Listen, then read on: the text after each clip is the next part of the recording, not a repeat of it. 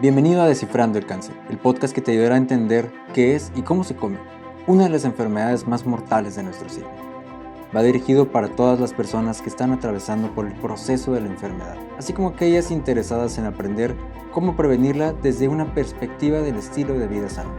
Yo soy Ricardo Terminel y creo que juntos podemos crear una comunidad de personas concientizadas sobre esta enfermedad, así como soy un fiel creyente de que juntos podemos prevenir esta enfermedad a través de una alimentación sana, un estilo de vida más positivo y del ejercicio físico. Acompáñenme, empezamos. Hola, ¿qué tal? Una vez más, bienvenidos a Descifrando el Cáncer con Ricardo Terminel. Es un gusto poderles saludar una vez más. Tenemos un episodio en el cual vamos a resolver muchas dudas y preguntas que tienen y que me han estado preguntando a través de los inbox que tenemos en Facebook, que tenemos en Spotify, el correo y en YouTube también. Comentarios que han hecho en los grupos de cáncer en los cuales estamos aportando valor, en los cuales estamos interaccionando con las personas y que nos han estado pidiendo información. Les agradecemos mucho a todos por su colaboración, también por escucharnos, sintonizarnos, por compartirnos a todos aquellos que están haciendo share y like. Muchísimas gracias, se les agradece de todo corazón y saben que esto es por y para ustedes, para llevarles los mejores consejos y prácticas a casa y que ustedes puedan ir resolviendo sus dudas y tener también un espacio donde compartir. Les recuerdo que ya tenemos abierta la comunidad de Descifrando el Cáncer, en la cual es un grupo de Facebook privado que ustedes pueden pedirnos invitación y con mucho gusto los vamos a aceptar. Va a ser un grupo donde también nosotros vamos a estar pidiendo la información y las dudas que ustedes necesiten, y los expertos que van a estar acompañándonos en el programa van a estar resolviendo estas dudas también de forma privada, así como las que sean más recurrentes las vamos a estar haciendo para modo de programa. Así que una vez más, muchas gracias por sintonizarnos y les presento al doctor Miguel Ángel Rivera, quien va a ser nuestro invitado del día de hoy. Doctor, bienvenido. Muchas gracias. Gracias por invitarme.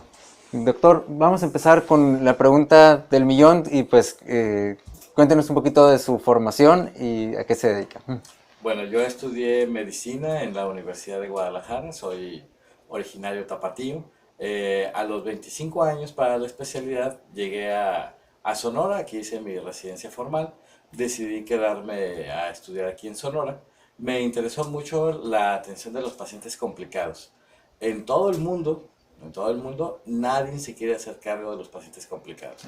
O por lo menos solamente una pequeña parte de los médicos. Por lo general, todo el mundo quiere atender al paciente bonito, tranquilito, que se opera y se va al siguiente día. Pero los verdaderos complicados, nadie los quiere atender. Entonces fue que me fui a hacer una capacitación en nutrición parenteral a Guadalajara, en la Torre de Especialidades. Ahí fue donde conocí la terapia de presión negativa, que ayuda bastante a disminuir las complicaciones y a disminuir el tiempo de recuperación de los pacientes complicados.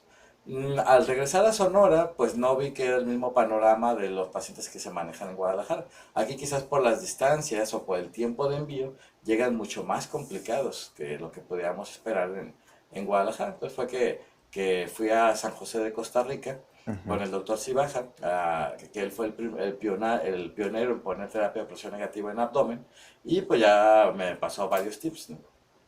Y el problema de ahí es que la terapia de presión negativa se ponía directamente sobre el abdomen, y entonces todo el material intestinal era succionado por la terapia de presión negativa, volviendo una fístula de bajo gasto en una de alto gasto, bajando aporte nutricio, electrolitos y demás, y aparte con un gasto innecesario en la terapia de presión negativa, le está llenando recolectores y recolectores de los 5 a 7 litros que producimos al día. Entonces cuando regresé a Sonora, pues bueno, ¿de qué manera podía controlar el estadio clínico del paciente, poderle dar de comer para quitarle la nutrición parenteral? Porque los pacientes complicados que ya tienen más de un mes o 2 meses de nutrición parenteral empiezan a tener daño hepático y renal por la nutrición parenteral, que a veces no está tan bien calculada, ¿no? Entonces fue que estuve buscando maneras de aislar la fístula de la terapia de presión negativa, o tan solo en abdómenes Villor 3 y Villor 4, que ya son pacientes con abdómenes congelados que ya no meditan terapia de presión negativa, pero de todas maneras tienes que darles de comer y aislar ese flujo intestinal del resto de las heridas. Entonces fue que después de un poquito de pensarlo, pues desarrollamos la técnica del cordón de Rivera. donde con esa manera de un dispositivo tan barato como un preservativo, con 50 pesos, logras aislar la fístula del resto de la herida, puedes darle de comer al paciente y obviamente le quitas la nutrición parenteral y hasta lo puedes manejar como ambulatorio, ¿no? Así es. Entonces ya este proyecto de Condón de Rivera pues ya se ha presentado en España, ya se ha presentado en Italia, en los 32 estados de la República. De hecho, hace poquito estuvimos en Panamá y en 15 días pues vamos a estar en Colombia haciendo lo mismo, ¿no? Perfecto. Entonces ya de esta manera ya logramos un manejo totalmente diferente de los pacientes con fístulas enteroatmosféricas. La gran mayoría son personas jóvenes porque la causa número uno de fístulas enteroatmosféricas es la apendicitis, ¿no? Pero desgraciadamente ahí también incluye a los pacientes oncológicos. Así es. Que en los pacientes oncológicos, sobre todo con los linfomas, con las leucemias o con cánceres ya avanzados, llegan ocluidos. Entonces en los hospitales existe la controversia de quién tiene que operar a esos pacientes. Si viene ocluido, pues es una patología del cirujano general y la tiene que operar el cirujano Pregunta, doctor, ¿qué para el público, qué sería la parte esa de ocluido? El intestino deja de funcionar porque el cáncer crece tanto que tapa la luz del intestino, entonces ya no avanza, no evacúa, vomita y pues obviamente no se nutre, ¿no? Exactamente. Entonces la mayoría de las veces la resolución en otro tipo de pacientes, un balaceado o un accidentado, bueno, cortas el pedazo que está dañado y coses, ¿no? Pero en el paciente oncológico avanzado, entonces tiene un grado alto de desnutrición y a veces la porción de intestino que está ocluida tiene cáncer, ¿no? Entonces no puedes coser cáncer con cáncer porque se va a volver a abrir y aparte el paciente está desnutrido. Entonces tienes que sacar un estoma, ¿no? Ya sea una ileostomía o una colostomía. En el mejor caso de una colostomía, como en el cáncer de colon, pues puedes comer muchas cosas. A veces el problema es el olor, ¿no? Y entonces ya ahí entran los nutriólogos para que sea evitar ese tipo de problemas. Pero las ileostomías son un verdadero reto porque pueden gastar hasta 2.000 o 3.000 litros en 24 horas desnutriendo y deshidratando al paciente, llevándolo a la falla renal y hasta la muerte. Sí. Entonces ahí es un problema tanto de nutriólogos, clínicos, cirujanos y demás, para tratar de evitar este problema. Entonces, muchos cirujanos tratan de evitar hacer mejor una ileostomía y se aferran a veces a hacer anastomosis y anastomosis en un paciente que no está en condiciones, ¿no? Entonces, esto lo lleva a la fístula enteroatmosférica, ¿no? Que es un boquete en el intestino que ya no logras controlar y está tirando materia intestinal libremente por todo, ¿no? Entonces, así es, que es cuando llamamos que se abre completamente el intestino, ¿verdad? Exactamente. Entonces, esta disyuntiva de quién tiene que operar al paciente cuando se ocluye, pues dice, es que tiene cáncer, lo tiene que operar el oncocirujano. Pero el oncocirujano dice, sí, pero ya no es nada curativo. Así y está ocluido, lo tiene que operar el cirujano general. Y a veces en esta pelea, en esta disyuntiva, puede ser que el paciente dure hasta una semana en urgencias, sin que se decida quién verdaderamente lo tiene que operar. Entonces eso pues obviamente lo desnutre más y lo pone en peores condiciones, ¿no? Así es, ¿no? Y entonces precisamente cuando ya entramos con las técnicas de manejo avanzado del abdomen hostil. Así es, y precisamente esto que dice el doctor es muy importante porque a veces los pacientes, por lo mismo que no saben de estos temas, pues ocurren estas complicaciones. Entonces lo que está tratando de decir el doctor es que el paciente que viene, que no puede evacuar, que está vomitando mucho y que ya viene muy desnutrido, tiende a tener estas complicaciones que por no alimentarse bien y por seguir esa oclusión, ¿verdad? O que siga tapado el intestino, llega a tener algo que llamamos abdomen catastrófico, o sea que explota, por decirlo así, la pared de la barrera de la piel del abdomen, ¿verdad? Se abre y el paciente pues tiene muchas complicaciones después, que el doctor es el experto en ese manejo. Y precisamente para aquellos que todavía no saben mucho de mi información, pues parte de mis trabajos de investigación, que hemos tenido éxitos internacionales con el doctor, la Universidad de Harvard y Stanford, han sido por trabajos que hicimos con ese tipo de pacientes, ¿verdad, doctor? Sí. Sí. Y entonces, bueno, doctor, y en esta disyuntiva de si quieren operar o no, ¿cuál sería el consejo para cuando los familiares tienen a un paciente que está ocluido? ¿Qué es lo mejor que se puede hacer? Sí, aquí nada más son dos alternativas, ¿no? Uno, o se pone nutrición parenteral en lo que se decide operar, o se pone en condiciones para operar, pero esta nunca debe ser más de 7 días, porque pues como es un paciente con cáncer, le estás dando nutrición parenteral, el que verdaderamente está aprovechando la nutrición es el cáncer, ¿no? Yo, para que a veces me entiendan, digo que es como con la embarazada, pues, o sea, todos los nutrientes que consume la mujer embarazada se van a ir al embrión. Siempre le va a ganar el embrión al cuerpo de la mujer, y pues a muchas incluso hasta se les caen los dientes o el cabello y eso, porque cuando no llevan una nutrición adecuada, siempre va a favorecer la naturaleza al embrión sobre la embarazada. Desgraciadamente en el cáncer simula esta situación y todos los nutrientes se los roba el cáncer al paciente, ¿no? Y a veces tú en un esfuerzo de quererlo nutrir adecuadamente como si no tuviera cáncer, pues, o cuando lo hace alguien que no tiene mucha experiencia en eso, pues todos los nutrientes se van al cáncer y nutres más el cáncer y empeoras más el problema, ¿no? Entonces, por eso hay estrategias de las dietas hipocalóricas o hipoproteicas y todo eso tiene que ser un buen especialista que maneje eso, porque puedes estar reduciendo la calidad de vida y el tiempo de vida de un paciente tratándolo de nutrir con productos comerciales, ¿no? Así es. Sí, sobre todo porque hay muchos productos y me voy a atrever a mencionar el nombre como este famoso Inmunocal, ¿verdad? Que muchos nos han preguntado y vienen aquí al consultorio y nos traen, incluso al doctor le han dicho mucho, le han ofrecido mucho el producto también, y la verdad es que yo sí pienso que la gente debe saber, ese producto pues no va a aportar la cantidad necesaria de nutrientes, ¿verdad? De proteína, y lo que dice que a veces que trae creatina y todo, la cantidad es muy poquita como para ver un beneficio. Doctor, mejor ahorita hablando entonces del tema de la dieta en la cirugía, ¿cuáles son las dietas entonces que deberían de sí estar siguiendo los pacientes para eso? Sí, sobre todo pues como se divide en tres grandes grupos, ¿no? Pues uno, la artesana, que es la que todos comemos por boca, la que nos hacen en nuestro restaurante de preferencia, o en los hospitales, la gran mayoría que es donde solamente ponemos que es para diabético, para hipertenso, algo así, donde se modifican algunos componentes de la dieta, ¿no? Sí. Después vienen las poliméricas, ¿no? Que a lo mejor sería como el inmunocal, que es leche nido, que es caseinato de calcio, ¿no? Pero que para eso se ocupamos jugo gástrico, sales biliares, enzimas pancreáticas y más de 2 metros de intestino para que se pueda absorber. Ok, pregunta ahí sobre este tipo de dieta. ¿Este tipo de dieta también es sólida o es líquida? ¿Cómo se administra?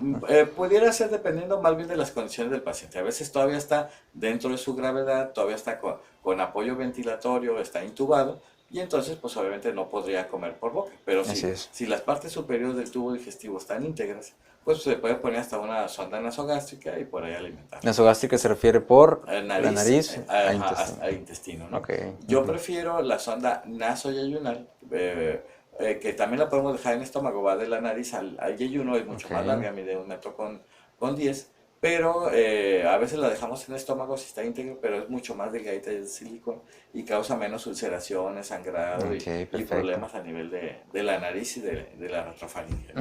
Cuando ya se extuba y puede comer por boca, bueno, entonces sí, ya podríamos cambiar la consistencia, que también ya esa es labor del nutriólogo, hacerlo que la acepte y de una manera agradable para el paladar. La mayoría de las dietas, a veces, cuando nada más nosotros los médicos indicamos tantos gramos de proteína, de lípidos y de carbohidratos, pues no especificamos el sabor, no es labor no es competencia de nosotros los médicos, ya sería competencia del nutriólogo hacer que toda esa indicación médica sea en una presentación adecuada y agradable para el paciente. Pero entonces, dentro de estos pacientes que no tienen estómago, que no tienen sales biliares, porque a lo mejor es un cáncer de la vía biliar, que a lo mejor no tienen páncreas, porque fue un cáncer de páncreas, ¿no? O que simplemente es una obstrucción a nivel del duodeno, por otro tipo de cánceres, y que todas estas funciones enzimáticas y digestivas se perdieron, pues lo tendrás que alimentar directamente al intestino delgado. Entonces, el intestino delgado, al carecer de todas estas enzimas y sustancias, pues no puede llevar una digestión adecuada para una sustancia tan compleja. Para que nos demos una idea, una proteína sería un edificio, un péptido sería un cuarto y un aminoácido sería un ladrillo, ¿no? Entonces todo el intestino está capacitado para absorber aminoácidos. Solamente ladrillitos pequeños son los que puede absorber, moléculas grandes no las puede absorber. Entonces no tendría caso dar una dieta polimérica o artesanal directo al intestino delgado, porque no se va a poder absorber. Entonces para eso tenemos otras opciones. Por ejemplo, las que más se utilizan, pues es el Alitrac y el Vivonex. El Alitrac y el Vivonex. Las dos son dietas monoméricas, que es que solamente tienen aminoácidos, solamente tienen monosacáridos y ácidos grasos de cadena corta. Entonces no le presentan ningún trabajo al tubo digestivo absorber. Muchos incluso pasan por difusión facilitada. También nosotros lo usamos también mucho en los pacientes sépticos, que el intestino ocupa por lo menos 65 milímetros de mercurio a nivel de presión arterial para estar bien nutrido y bien perfundido y poder realizar la nutrición. En pacientes que tenemos chocados, con aminas y eso también, si damos alimentos muy procesados, pues le cuesta mucho trabajo al intestino. Si nosotros mismos, que estamos normales, cuando comemos de más o alimentos muy procesados, pues el tan llamado mal del puerco, ¿no? Que te roba tanto flujo sanguíneo del intestino para poder llevar a cabo la digestión, que hasta te da sueño, te da flojera. Eso. Ahora, ¿qué pasará con el paciente grave? O sea, no puedes dar ese tipo de alimentos porque simplemente no lo va a poder hacer. Entonces tendrás que dar alimentos que ya vienen, por decirlo así, semidigeridos para que no des trabajo al intestino, ¿no? Y ya dentro de los mismos, pues la gran diferencia entre uno y otro, pues es la inmunomodulación. La inmunomodulación, así es. Entonces, es otra de las cosas importantes. Lo que se ha demostrado actualmente que causa inmunomodulación, regular tu respuesta inflamatoria, porque muchos pacientes, los muy desnutridos están en anergia, que no responden a la infección, o al contrario, los que responden de manera exagerada, que eso también es malo para el cuerpo, que reacciones de una manera exagerada, quieres matar una mosca con un cañón, vas a hacer más daño que lo que hubiera hecho la mosca, ¿no? Entonces, todos estos tipos de nutrientes te ayudan a regular esa respuesta y que eso todo se lleve de una manera ordenada, ¿no? Entonces, los ácidos grasos de cadena corta, los omega 3, la glutamina y la arginina son los que verdaderamente han demostrado que verdaderamente ayudan. A diferencia, por ejemplo, comentabas ahorita el Inmunocal, que tiene cisteína, que la cisteína ni siquiera es un aminoácido esencial. El mismo cuerpo todo el tiempo está produciendo cisteína, entonces te están vendiendo lo que el cuerpo ya produce. Así es.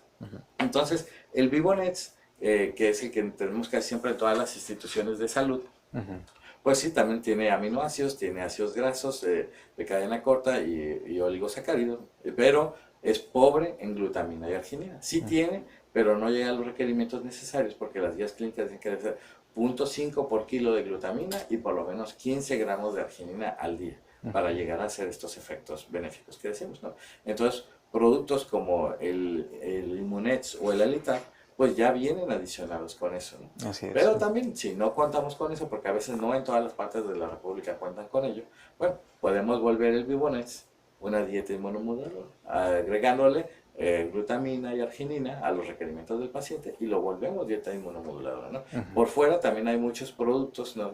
Médicos y tanto, incluso también para los que hacen ejercicio, los fitness ya saben de los beneficios tanto de la glutamina y la arginina y desgraciadamente los médicos que nos dedicamos a los pacientes graves todavía no está tan difundido el Exactamente, uso, ¿no? Su uso. Sí, y en ese sentido es bien interesante ver esa parte de que las dietas se pueden adicionar con algunos suplementos, ¿verdad?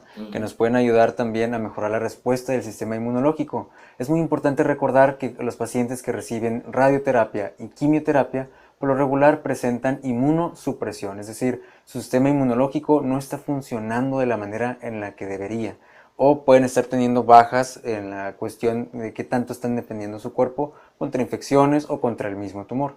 Por eso es muy importante hacer esto de la inmunomodulación a través de los suplementos como la glutamina o la arginina. Doctor, ahorita que mencionaba esto del Vivonex, que se encuentra en muchos de los sectores de salud, actualmente en la República, ¿pueden encontrarlo en cualquier hospital? Curiosamente no. De hecho, pues el año pasado dimos plática en 18 de los 32 estados. Incluso en el mismo Instituto Mexicano del Seguro Social, que está dentro del cuadro básico y eso, por ejemplo, aquí en Sonora lo tenemos libremente, en Jalisco también lo tienen, en Monterrey no.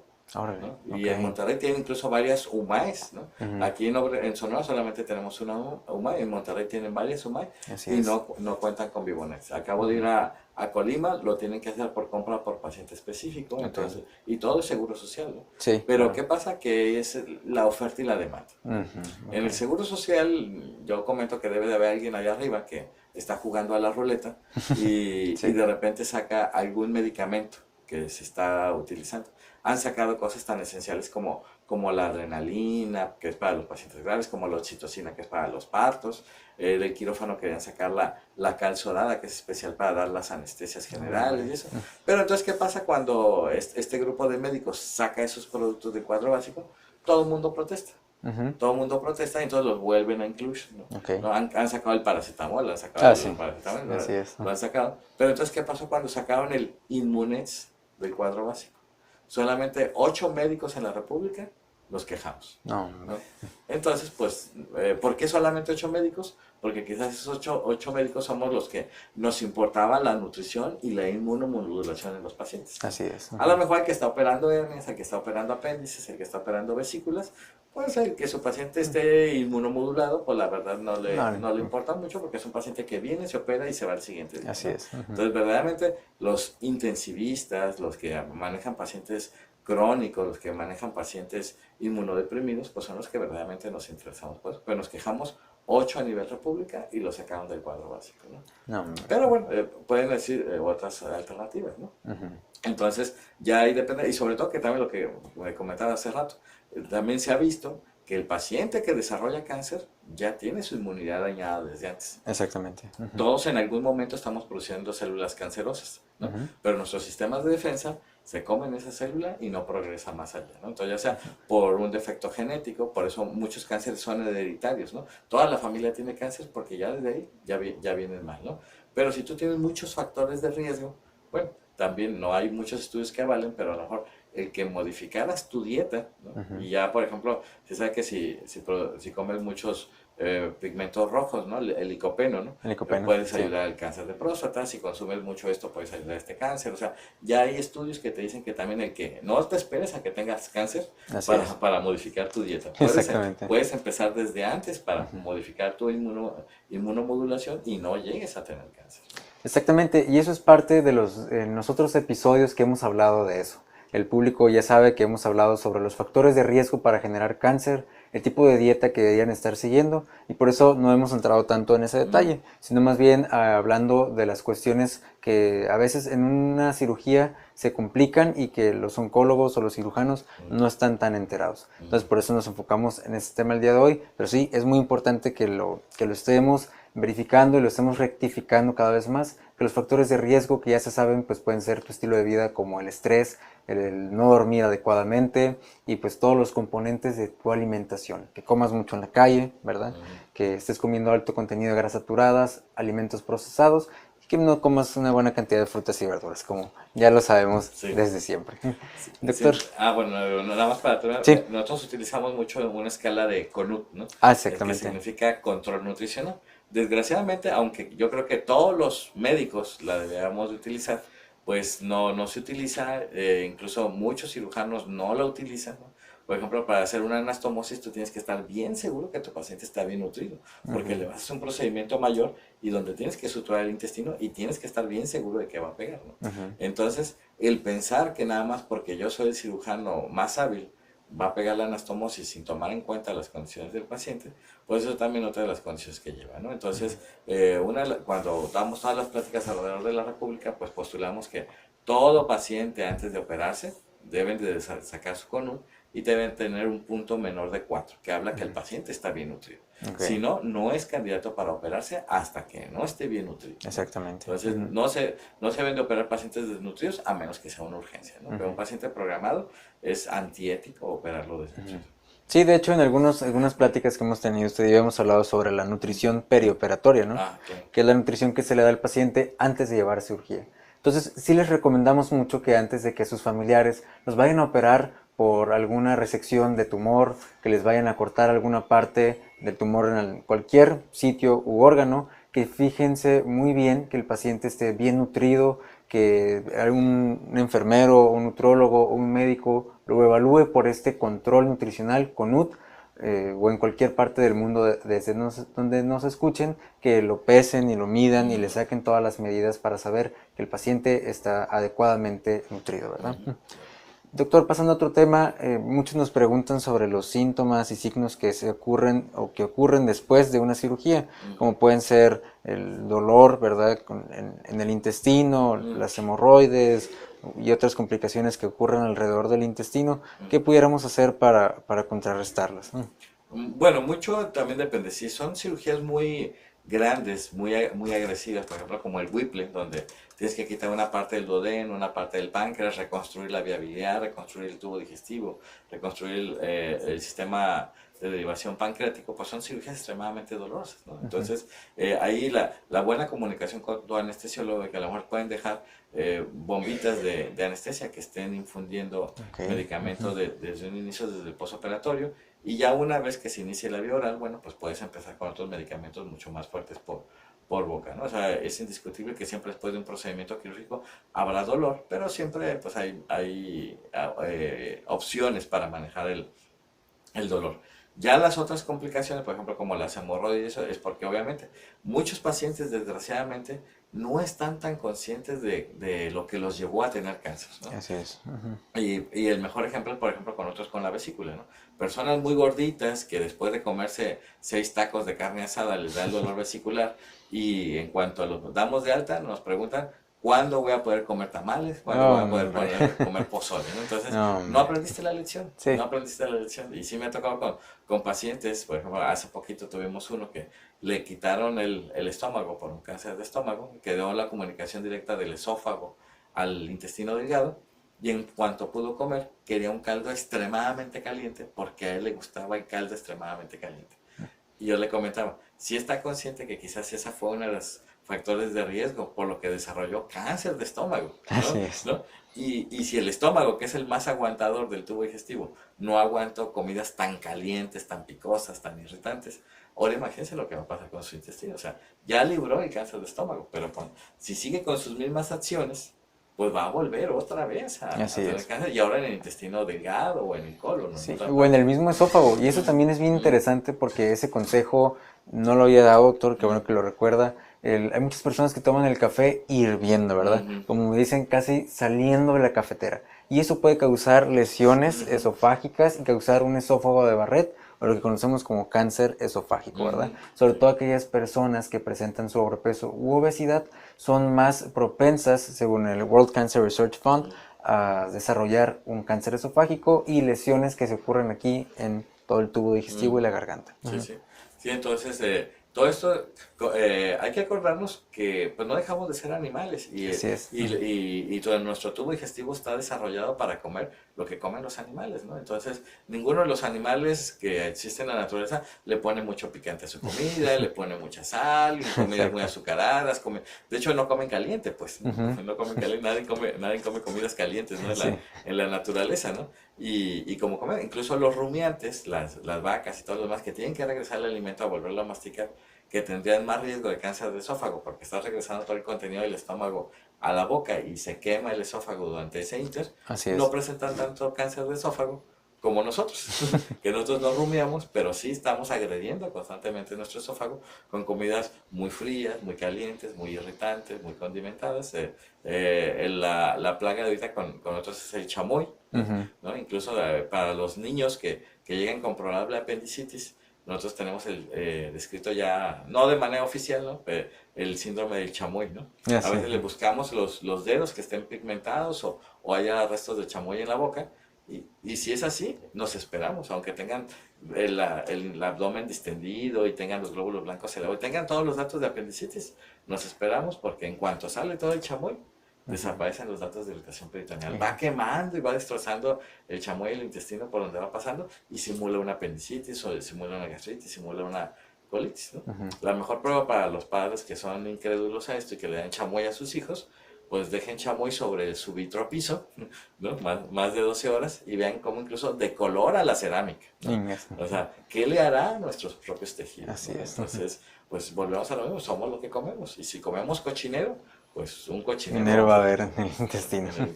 Así es. Doctor, muchos también nos hablan sobre el reflujo gastroesofágico que sienten los pacientes después de la quimio, sobre todo, que sienten que todo se los regresa. ¿Qué podríamos recomendarle a esos pacientes? Bueno, obviamente aquí pueden pasar dos cosas, ¿no? Incluso el reflujo gastroesofágico no siempre es ácido, también desde la bilis puede ser que esté regresando, ¿no? Entonces puede ser una gastritis alcalina y el paciente está tomando y tomando omeprazol, y obviamente pues a la bilis no le va a hacer nada, ¿no? Aquí sobre todo que son dos cosas lo que causan las enfermedades por reflujo gastroesofágico. Una gran mayoría es el aumento de ácido, pero también hay que recordar que tenemos factores protectores que nos protegen al esófago y al estómago del daño del propio ácido, ¿no? Normalmente tú y yo ahorita tenemos un ácido con pH de 2, Sí. que es casi como el ácido sulfúrico. ¿Por qué no tenemos gastritis? Porque tenemos un moco protector que nos está defendiendo la mucosa gástrica. Entonces, la quimio, al detener la reproducción de las células que se reproducen rápido, como la del cáncer, pues también afecta a otros. Por eso se te cae el cabello y por otras la piel se te vuelve un poquito más rasposa porque no está reproduciendo. Y toda la mucosa del intestino también entra en eso.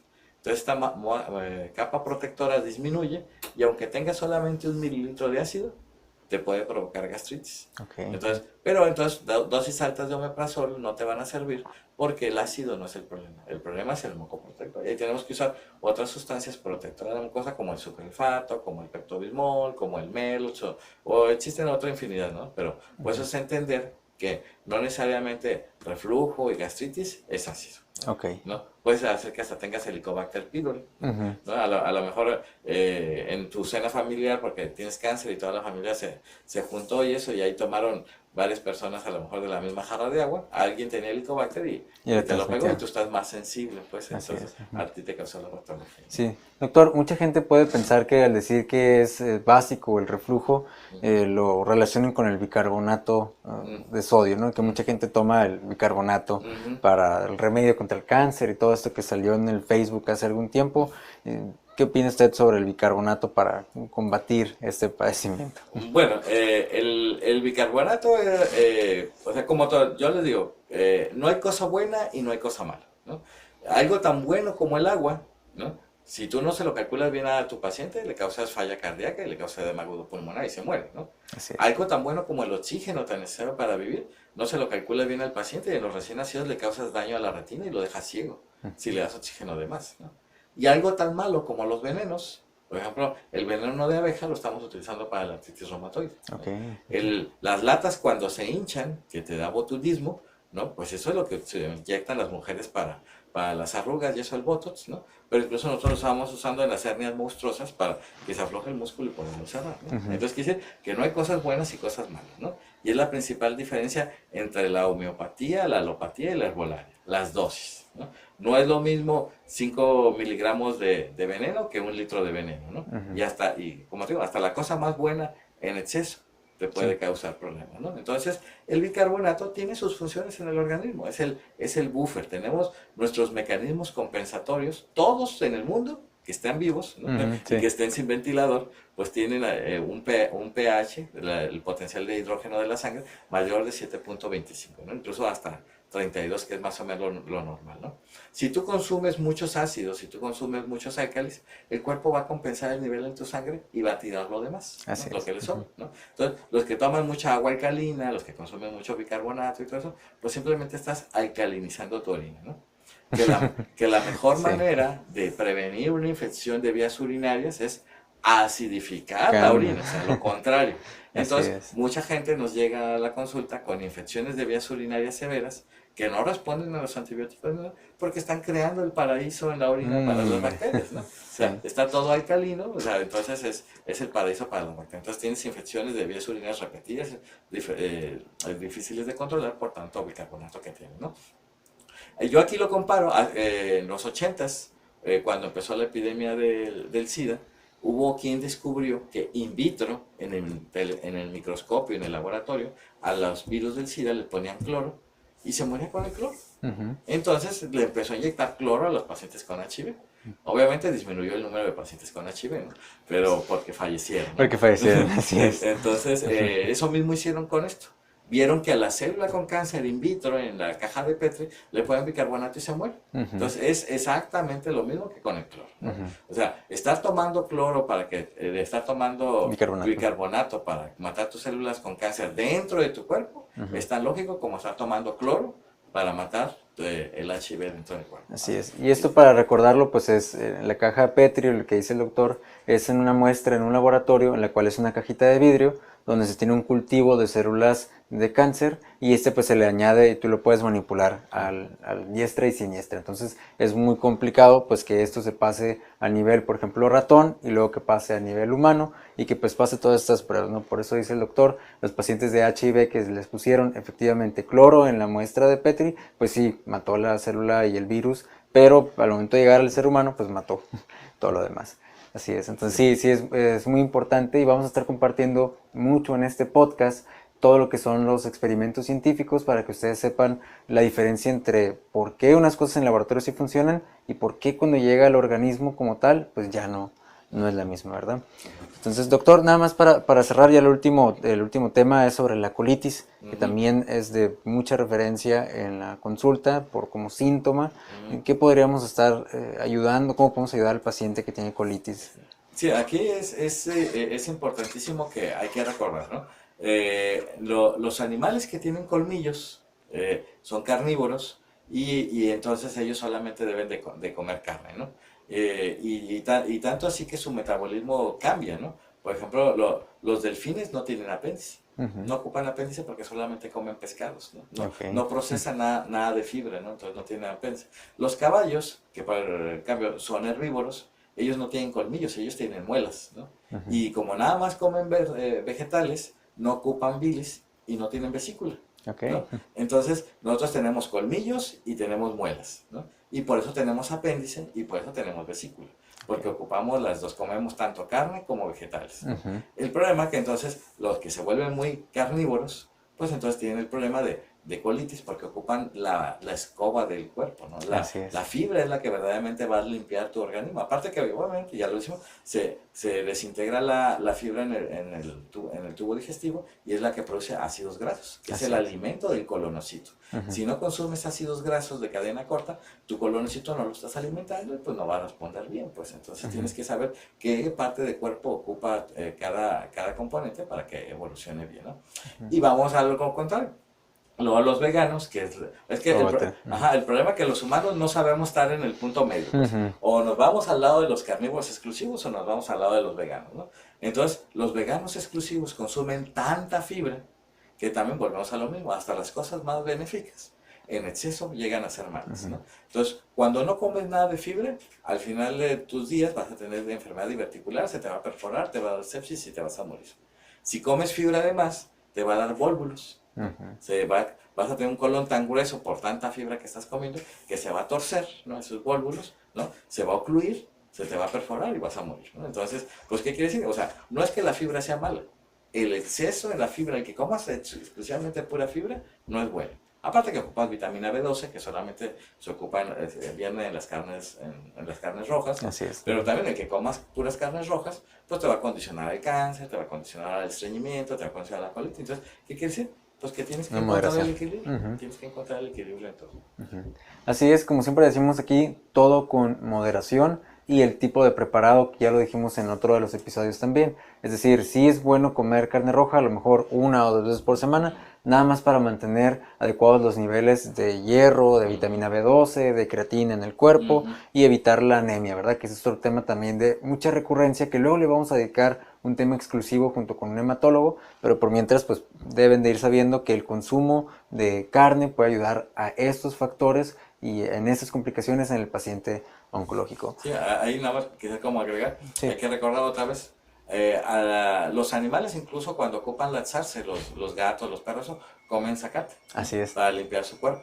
Pero también, si nos vemos a la naturaleza, los leones, los tigres, todos los carnívoros exclusivos también comen 1 o 2 veces a la semana comen. No comen todos los días. Exactamente. ¿No? O sea, son pocos los animales, y quizás nosotros, que comen 3 veces al día todos los días, ¿no? La gran mayoría de los animales no lo hacen, ¿no? Entonces, pues nosotros mismos nos estamos dañando con estas prácticas que el resto de los animales que comparten este mundo con nosotros no llevan a cabo. Así es, doctor, para finalizar, ¿qué opina usted sobre el futuro del cáncer en el país? Y bueno, por supuesto en el mundo, ¿cómo cree que lo estamos manejando y cómo cree que vamos a avanzar contra él? Bueno, es que aquí el principal problema es el público, ¿no? Quien verdaderamente tiene la verdadera función de evitar el cáncer es el público, ¿no? De nada sirve que yo como investigador esté en una caja de Petri viendo la célula cancerosa con que se muere, mientras yo como público estoy por fuera comiendo chimichanga y ácidos grasos de cadena larga y chamoy y esto lo otro, o sea, de nada va a servir. En la medida que cambiemos nuestros hábitos, o sea, el mejor ejemplo es la obesidad. La obesidad es el principal factor para el cáncer, ¿no? El obeso ya tiene toda la respuesta inflamatoria encima, tiene su inmunidad alterada y es de los que más cáncer tienen de todos los obesos, ¿no? Y México ya es el país más obeso del mundo, ¿no? Y Sonora y Yucatán estamos peleando por a ver quién tiene los obesos más obesos de todo el mundo, ¿no? Sí. Entonces, aunque yo opere todos los pacientes con cáncer, aunque tú les modifiques la dieta a todos los pacientes que llegan contigo, pues nosotros estamos viendo el 1% de la población. Así es. Estamos viendo el 1% de la población y queda el 99% allá que siguen con malos hábitos, que por miedo a la atención médica no van a venir hasta que están verdaderamente ocluidos o con un cáncer invasor. Entonces, pues nos están dejando toda la chamba a los profesionales de la salud cuando verdaderamente el que tiene en su mano el control es el público. El público. Así es. De acuerdo, doctor, pues muchísimas gracias por haber venido al programa y habernos compartido tanta información con mucho valor. La verdad es que yo me llevo muchos mensajes a casa y espero que todos ustedes también se lleven muchos mensajes para compartir con sus familiares, para compartir con sus pacientes y con las personas que tienen cercanas, que sepan que están padeciendo alguno de estos síntomas, alguno de estos signos que estén presentando. Por favor, compartan y difundan la información. Sé y sabemos, el doctor y yo, que a alguien le puede servir y por eso estamos haciendo esta labor de compartirles y traerles la información más actualizada y veraz. Les agradecemos mucho su atención y le vuelvo a agradecer mucho al doctor Rivera, quien es mi mentor de investigación, mi mentor clínico. Se lo vuelvo a agradecer y reiterar. Y estamos entonces para servirles. Gusto en saludarles con ustedes, Ricardo Terminel, Descifrando el Cáncer. Hasta luego.